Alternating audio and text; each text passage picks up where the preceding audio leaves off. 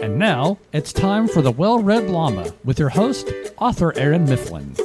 Hello, listeners. I hope your January is going well.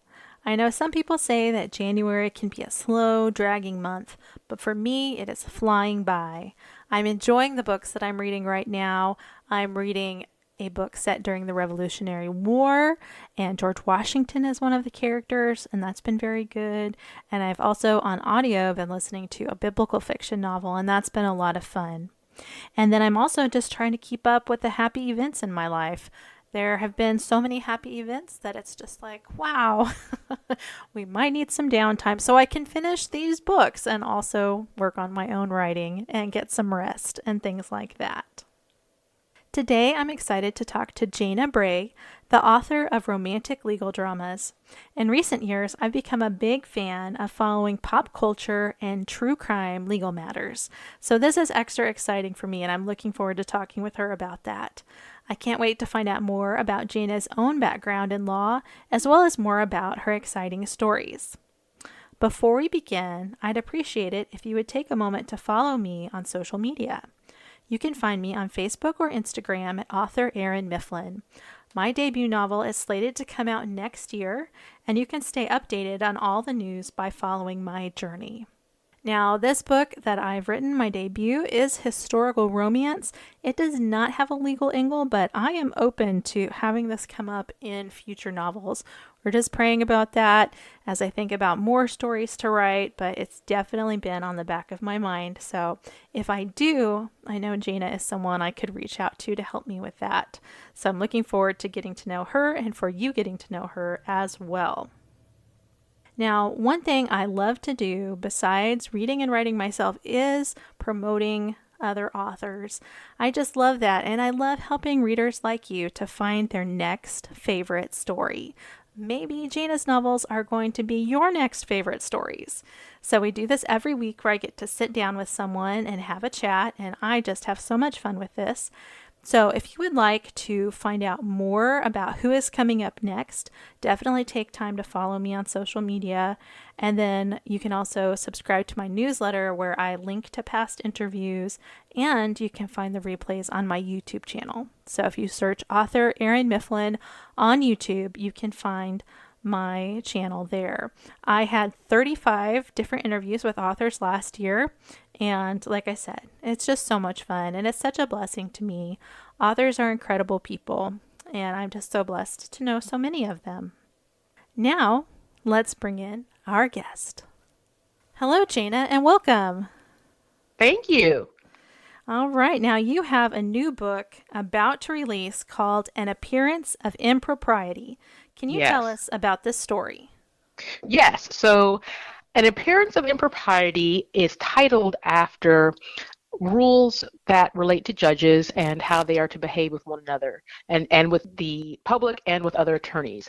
And judges are not supposed to do anything that would lead to even an appearance of impropriety in their conduct. So I use that as a hook because the jurist in the book, Judge Mahalia Jackson, is working on a community service project with a lawyer named Jimmy Dean Cash, and that happens a lot in real life. Lawyers and judges work together on community service projects, and that's something we would want as a society. The judiciary and the legal profession would help to better our communities.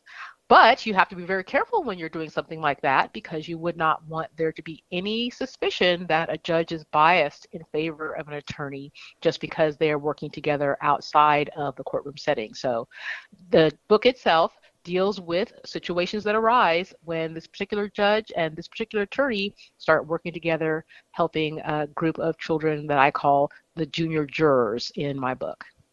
So now you can write these legal dramas with authority because of your background as a lawyer in Los Angeles. How did you personally get into law, and are you still practicing? Well, I'll answer the last question first, which is no, I am not still practicing. And the way I got into law is not how most people do it. So I reached my junior year of college as an economics major, and I did not even understand what economics majors did for a living.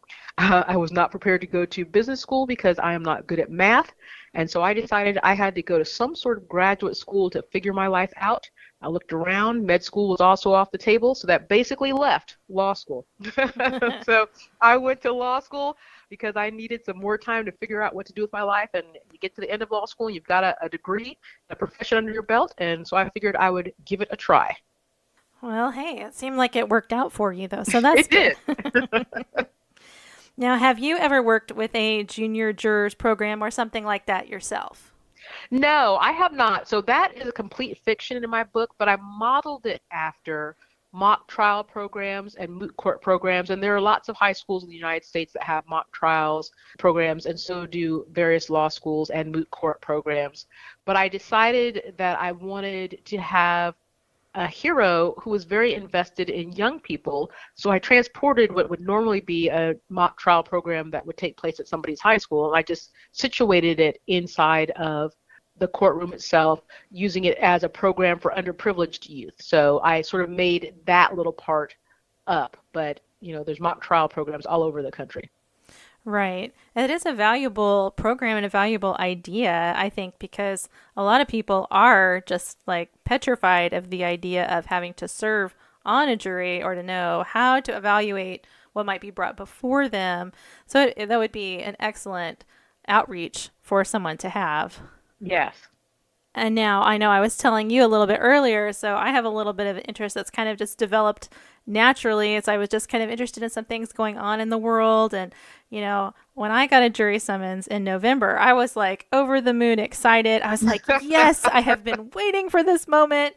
And then I didn't end up being able to serve, but I would like to be able to serve again someday. I was one about 11 years ago. Well, that's wonderful that you're willing to do that, because it is, I believe, a civic duty if one can. It's one of the pillars of our democracy that individuals are entitled to a right before a jury of their peers in, not for everything, but especially for criminal defense cases, you're entitled to a jury of your peers. Right. Now, did you yourself ever have aspirations of becoming a judge? No, I never had aspirations of becoming a judge. I practiced law for a little over a decade in Los Angeles, and I loved, loved, loved the people that I worked with. They were such wonderful individuals. We had fun being together and practicing law, but the practice of law can be a very hard and difficult profession. It has a high burnout rate because of the demands of the profession itself. So I had no desire to climb any higher Yes. in the legal profession. And now, can you tell us about your previous release, The Hunted Heir? Sure. So the kind of law I practiced in Los Angeles was trust and estates litigation. And what trust and estates litigation does is it involves people with wills or trusts, beneficiaries of estates. And so the hunted heir is about an heir hunting case. It's a play on the word heir hunting. And what an heir hunting case is, there are people, let's suppose you're 100 years old, you're in a nursing home, and no one can find your family and you've died without a will. An heir hunting firm comes along and looks for your heirs of your estate, who may exist using genealogy, using databases, using good old detective work. And so that particular book was about an heir hunting firm that had tracked down an elderly pastor, and they told him he was the heir of a substantial estate. And the whole sort of mystery unfolds about, is he an heir? If so, how much money is involved? Why is there seemingly danger around the fact that he might be the heir of this estate? So that's what The Hunted Heir is about. It's about a beneficiary of an estate, actually an heir of an estate. You're a beneficiary if you're named in a will. An heir of an estate, and the private investigator, Nona Taylor, who helps them track that down. Okay. And I understand from reading like the back cover that there's also a fake engagement trope with that. So Oh, yes. did Oh, you have yes. fun writing that?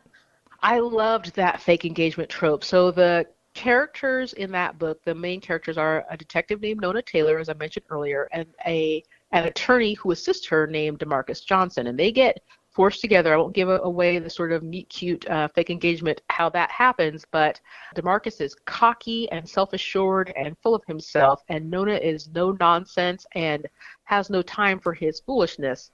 And I loved that trope because DeMarcus really likes Nona in real life, but she can't stand him. So it's also fake engagement with enemies to more. Oh, yes. So it brings a lot of sparks and drama because their HEA is a very bumpy road. That does sound like fun. Now, reviewers of your books mention the faith themes that you've woven into them. Why is it important to you to include faith in your stories? It's very important to me because Christian fiction changed my life, and I say that in almost every interview because it's true. I was not raised in a Christian household, and my mom, my brother, my dad, and myself, my parents are divorced, but my parents, my brother, and I are all adult converts to Christianity. So I was Bible illiterate growing up as a child. And one thing that fiction helps you do, flashing forward to why there's faith elements, is fiction helps you to understand a lot about the Christian world, just like the Bible does. So that's why people love C.S. Lewis, right, and the Chronicles of Narnia. They love Tolkien and his spiritual themes. I remember one of the first books I ever read, it's an oldie called This Present Darkness, which talked about the spiritual realm, of course, Francine Rivers. So along with not having been educated in Christianity coming up as a child, I also didn't have a Christian imagination. I didn't have a way of thinking of the world and the spirit world and the things beyond and God and transcendent things. So fiction helped me with that. And I would like to make sure that people who read my book see Christ and faith presented in a way that expands their mind and hopefully draws them to him. Oh, wow. That is such a great answer. I love hearing that, because I have that belief that Christian fiction can do that and change lives. And it's so wonderful to hear that it has such an impact on you personally, and now you are reaching out in the same way. Well, thank you for saying that. So I wanted to ask you, do you follow the online community that's generally known as LawTube? When I saw your question, I love that, and because I didn't know it was called LawTube. So from time to time, I will absolutely drop in on a trial, and I'll tell you the most recent trial that fascinated me, there were two that were big in the national news. One was a trial of this rapper who was charged with racketeering, and what was fascinating about his trial is they kept bringing up these witnesses, and people were refusing to testify. They were forgetting things on the stand. It was just amazing to watch. It's the kind of thing you see on a TV show. The lengths people were going to avoid incriminating themselves or incriminating others. And the other case I watched, which was also a national case, involved a district attorney in the state of Georgia who was, according to what happened in court, having a romantic affair, which may or may not have stopped at the time that this person was also trying various individuals regarding election fraud. And I found the case fascinating. And in particular, what I loved is watching the lawyers themselves, because it's the objections, the back and forth, the whole thing is just fascinating to me, like inside baseball, like somebody watching a sporting event. So that's how I enjoyed it. Oh, good. Yeah, I kind of stumbled into that when just somebody that I followed online got into some legal trouble, and then I found these lawyers who have YouTube channels, and they're just breaking down all these cases that are going on, and I'm like, this is so fascinating. And now I've gotten my husband into it, so it's something that we can do together.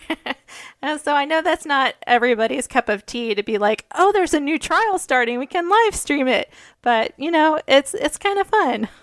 It is. I agree. So here. So when did you start feeling the call to become a writer? We kind of talked about how Christian fiction changed your life, but when did you start feeling that call yourself? I would say it was in the early 2000s, and I was reading Christian fiction. I was reading like Amish romances and historical fiction, but there really was nothing out there for people who had had a profession, let's say, like being an attorney. There was no fiction sort of set in that world at that time, and I kind of wanted to be able to put myself in the stories.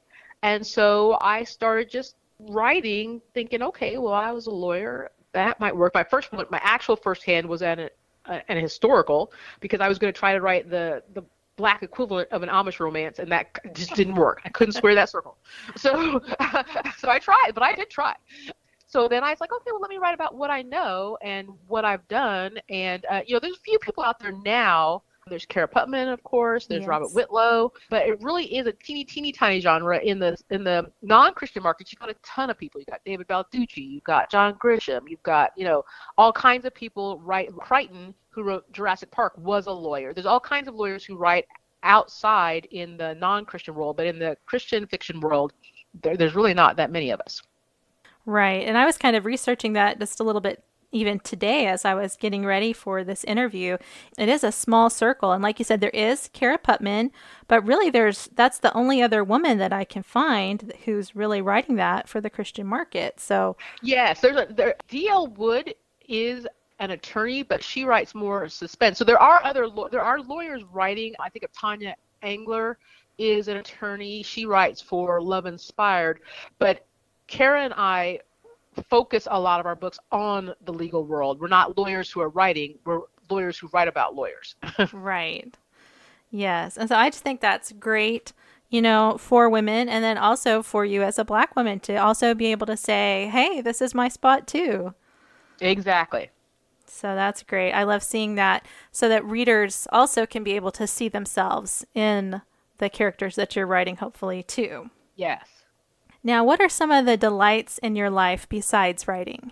My delights, I love this question, and I thought, well, what are my actual delights? And my children and my husband are my delights. I have two very creative kids I call them kids, they're both in college now.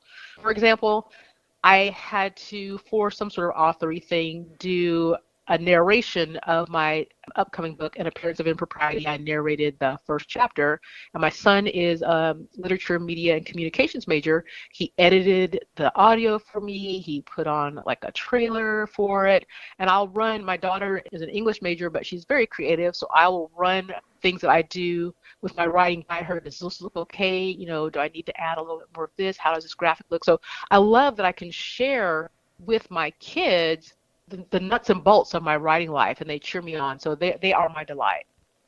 Oh, that is so cool. I love how your gifts work together like that. Yes. Now, you mentioned on your website that you love British period dramas, and so do yes. I. What are some of your favorites?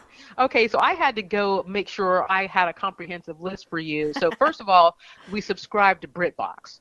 So we can start with that. Okay. But then I've seen all of the Jane Austens, of course, Sense and Sensibility, Pride and Prejudice. Yes. And, wait. So I have to say this.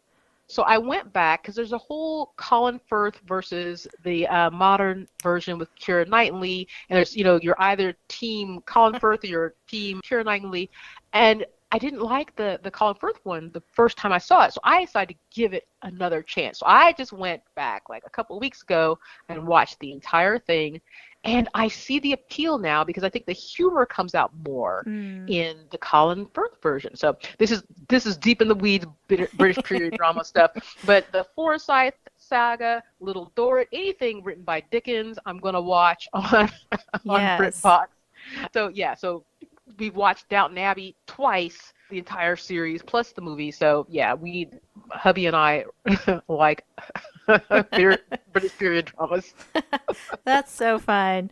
Yes, I'm a fan of the Colin Firth Pride and Prejudice, but I can also see that it's kind of dated. And so my heart, that's the hard thing. Yeah, my heart is open for there being a new adaptation of it.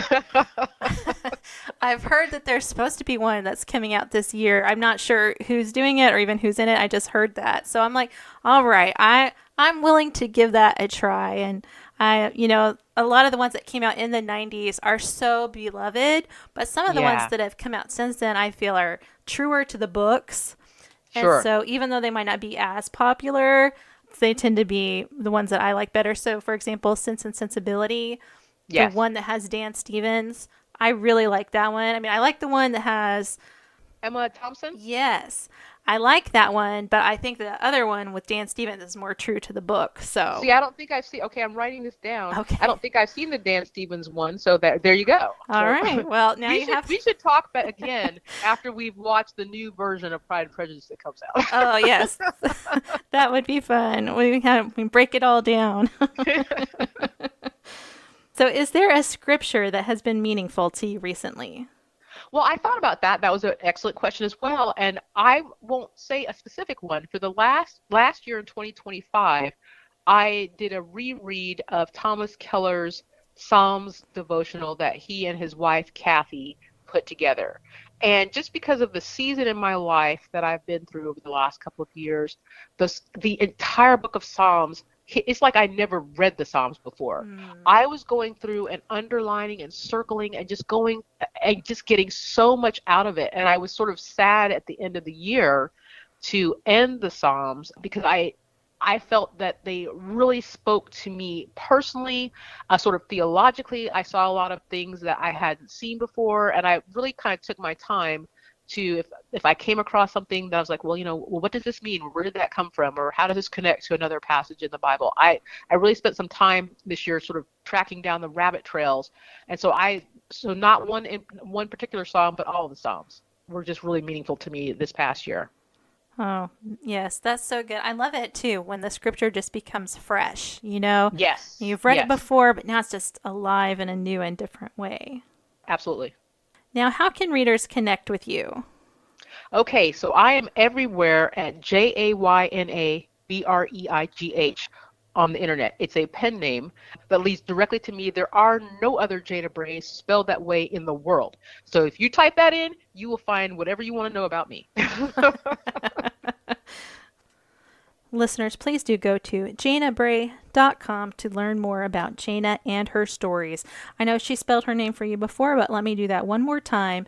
JaynaBreigh.com. So be sure to go check that out. I know we talked briefly during the interview about some other Christian fiction authors who are writing legal dramas, but I thought I would just list them again here. Robert Whitlow, James Scott Bell, Randy Singer, Rick Acker, and then Kara Putman was the other one. And I've met some of those in person. I have not read a lot of their books. I have read some, but Kara is such a sweetheart too, just like Jayna. I mean, you can just tell just how much they enjoy what they're doing and specifically writing this genre. Now, during our interview, I mentioned LawTube, which is a low-key obsession for me, as I said. And it might not be your cup of tea to actually live stream a trial, and that's fine. But if you're kind of interested in maybe checking out some of these things, if you're like, well, hey, I like pop culture or true crime, and what is going on in that sphere, I would recommend starting with a YouTube channel called Lawyer You Know. And this is a Florida lawyer who breaks down a lot of cases, and he doesn't do any live streaming, actually. A lot of his videos are just recaps. Like, he watches it, and then he gives you, like, the recap of what happened during the day. And if it's not an actual trial, but more like filings that have happened, he covers those too. He is a Christian, and so he might not talk about his faith. He does talk about it occasionally, but his content, because of that, is clean and language free, which I appreciate. And he just brings a great perspective from a law-centered, fair, and unbiased viewpoint. So if that sounds intriguing, you can hop on over to YouTube and look up Lawyer You Know. And of course, if you want some other recommendations, you can reach out to me. I would be happy to share some of the other channels that I like. And it's fun to know that Jayna likes to do that kind of thing too. It is kind of niche, so it did make me feel kind of nerdy that she understood what I was talking about there. Now, I would also love it if you would follow me on Facebook or Instagram at author Erin Mifflin, or visit my website, authorerinmifflin.com, to sign up for my monthly newsletter. I'd love to see you there. Until next time, happy reading! Join us next week for another episode of The Well-Read Llama with your host, author Erin Mifflin. If you'd like to find out more about author Erin Mifflin, visit her Facebook and Instagram accounts.